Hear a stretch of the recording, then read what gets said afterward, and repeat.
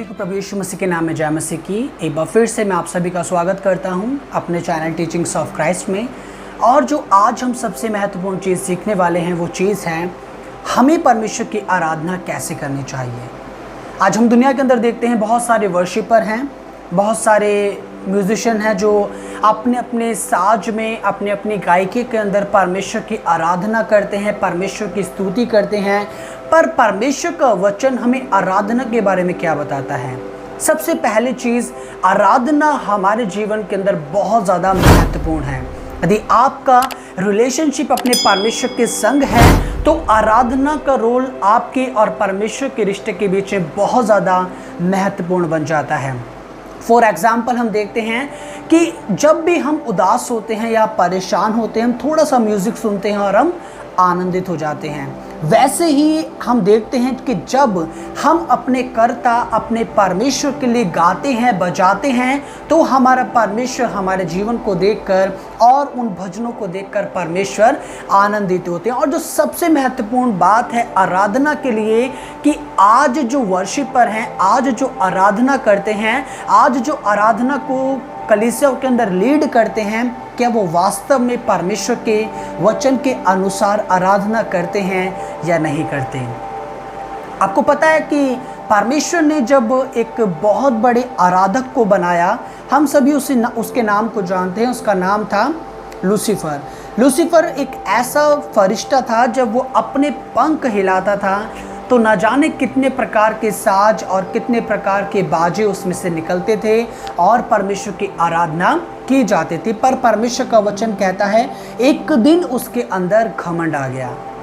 आज बहुत सारे ऐसे वर्शिपर हो सकते हैं, ऐसे वर्शिपर होंगे जिनके अंदर इस बात की रहता है कि हाँ, जब तक हम गाएंगे नहीं, हम बजाएंगे नहीं, वहाँ पर या उस जगह पर आराधना नहीं हो पाएगी।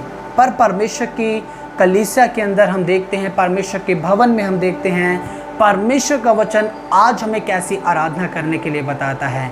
परमेश्वर का वचन आज हमें क्या सिखाता है कि हमें कैसे आराधना करनी चाहिए। यदि हमारी आराधना परमेश्वर के वचन के अनुसार नहीं है तो हमारा आराधना करने का कोई भी फायदा नहीं है। अगर हम आराधना परमेश्वर के वचन के अनुसार नहीं करते तो हमारा आराधना करने का कोई भी, जिसे कह सकते हैं, कोई भी मतलब नहीं बनता, क्योंकि वो आराधना परमेश्वर को कभी पसंद नहीं आएगी। और आज जो हम पढ़ने वाले हैं कलाम मुकद्दस में से, हम देखिए खुदावंद यीशु मसीह ने जब बताया तो किस तरह से बताया कि हमें परमेश्वर की आराधना कैसे करनी चाहिए। हम सभी जानते हैं, हम यूहन्ना की इंजील में जब देखते हैं, यूहन्ना की इंजील अध्याय 4 और वचन 23 के अंदर लिखा हुआ है, प्रभु यीशु मसीह ने कहा, परंतु वह समय आता है, वरन अब भी है, जिसमें सच्चे भक्त पिता की आराधना आत्मा और सच्चाई से करेंगे, क्योंकि पिता अपने लिए ऐसे ही आराधकों को ढूंढता है। परमेश्वर आत्मा है और अवश्य है कि उसकी आराधना करने वाले आत्मा और सच्चाई से आराधना करें। सबसे महत्वपूर्ण चीज़ जो हमें इस पैसेज के अंदर देखने को मिलती है वो दो सबसे महत्वपूर्ण चीज़ हैं। यदि हमारी आराधना के अंदर वो दो चीज़ें नहीं हैं तो हमारा आराधना करना किसी भी काम का नहीं है। पहली चीज़ जो सबसे बड़ी बात है, परमेश्वर का वचन कहता है, वरन अब भी है, जिसमें सच्चे भक्त पिता की आराधना आत्मा, सबसे महत्वपूर्ण चीज़ है आत्मा।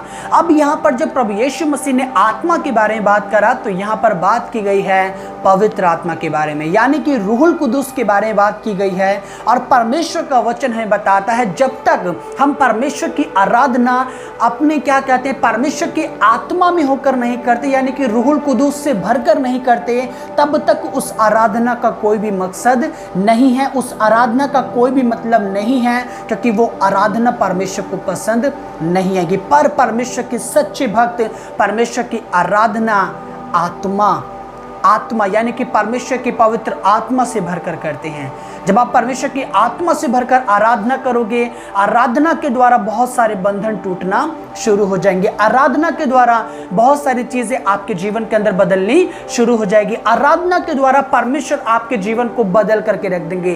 पर सबसे बड़ा कारण है आपके जीवन के अंदर परमेश्वर के आत्मा की भरपूरी होना जरूरी है। आज मेरे भाई, आज मेरी बहन जितने भी वर्शिपर हैं या जितने भी वर्शिप करते हैं और जो आज इस वीडियो को देख रहे हैं, सबसे पहली चीज़ आप परमेश्वर से अपने घुटनों पर आकर परमेश्वर की आत्मा को मांगे, ताकि आप परमेश्वर की पवित्र आत्मा से भरकर जब आराधना करें तो वो आराधना प्रभावशाली बन सके, वो आराधना परमेश्वर को पसंद आने वाली बन सके, वो आराधना परमेश्वर के सम्मुख जा सके, ताकि आपका स्वर्ग में बैठा परमेश्वर जब उस आराधना को अपने कानों से सुने, जब उस आराधना को अपनी आंखों से देखे, तो आपका परमेश्वर स्वर्ग में आनंदित हो सके।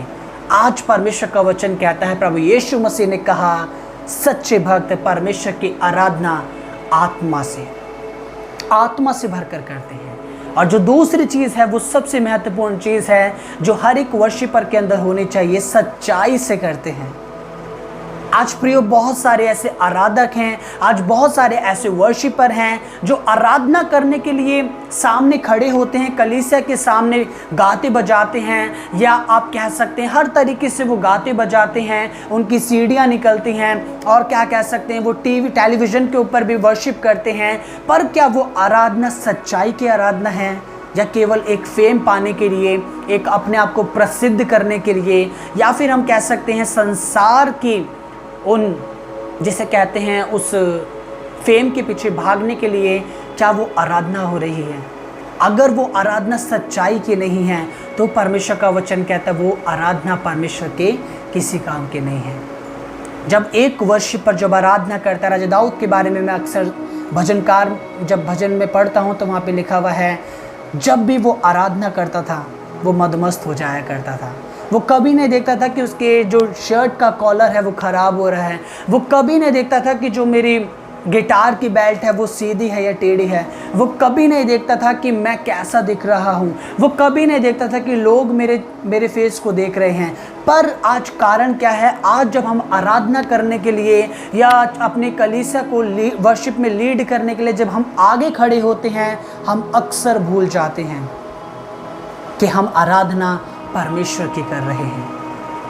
पर हम सामने खड़े होते हैं और बहुत गिटार बजाते हैं, बहुत कुछ चीज़ें हम करते हैं, पर क्या वो आराधना सच्चाई की आराधना है? यदि वो आराधना सच्चाई की नहीं तो वो परमेश्वर को कभी नहीं भाएगी। आप लाख साज बजाएं, आप लाख कितने बड़े बड़े इंस्ट्रूमेंट प्ले करें, पर यदि वो आराधना परमेश्वर को भाने वाली नहीं है, यदि वो आत्मा से भरी हुई नहीं है, यदि वो सच्चाई से भरी नहीं है, तो वो आराधना परमेश्वर को पसंद नहीं आने वाली। पर परमेश्वर का आराधना कहता है सच्चे भक्त परमेश्वर की आराधना आत्मा और सच्चाई से करते हैं। और सबसे महत्वपूर्ण चीज़ परमेश्वर आज हमें सिखाना चाहते हैं, हमें आत्मा से भरकर और सच्चाई से भरकर परमेश्वर की आराधना करनी है। एक बारी मैं एक जगह पर गया और एक वर्शिपर को मैं देख रहा था। जब आगे वर्शिप शुरू हो गई तो जब इसी वर्शिप शुरू हुई वो उन्होंने नाचना शुरू कर दिया। और जब वो नाच रहे थे, जब वो क्या कहते हैं परमेश्वर में खो रहे थे, आराधना कर रहे थे, जब वो डांस वो कर रहे थे, तो कई लोग उनके डांस को देखकर हंस रहे थे। पर वो हंसी का विषय नहीं था मेरे प्रियो, वो हंसी का विषय नहीं था। और परमेश्वर की आत्मा ने उसमें मुझे ये चीज़ सिखाई कि जब भी कोई वर्शिप पर परमेश्वर की आराधना करता है, यदि वो गाता है, बजाता है, मदमस्त हो जाता है, हमें उसे देखकर कभी हंसना नहीं चाहिए, क्योंकि वो जीवते परमेश्वर के लिए गा रहा है, वो जीवते परमेश्वर के लिए नाच रहा है, और हम कभी भी उसको ठट्टों में नहीं उड़ा सकते। बहुत सारे लोग थे और सारे के सारे हंस रहे थे, आपस में बातें कर रहे थे, पर जब मैं उन्हें देख रहा था मैं सिर्फ ये कह रहा था, सच में परमेश्वर वो आपकी आराधना कर रहे हैं।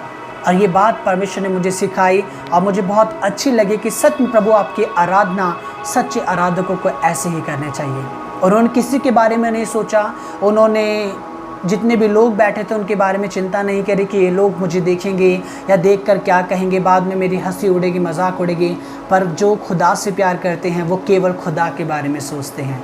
और जब वो वर्शिप पर जब वो नाच रहे थे तब मैं यही सोच रहा था, परमेश्वर ये दुनिया के लिए नहीं पर केवल आपके लिए सोच रहे थे। और वो नाच रहे थे, बड़े अच्छे तरीके से वो नाच रहे थे। और उस समय मुझे राजा दाऊद के बारे में याद आया कि जब राजा दाऊद भी ऐसे करता था आपकी वर्शिप, तो वो भी ऐसे ही नाचता था, वो भी ऐसे ही गाता था, वो भी ऐसे ही बजाता था, और वो किसी की परवाह नहीं करता था।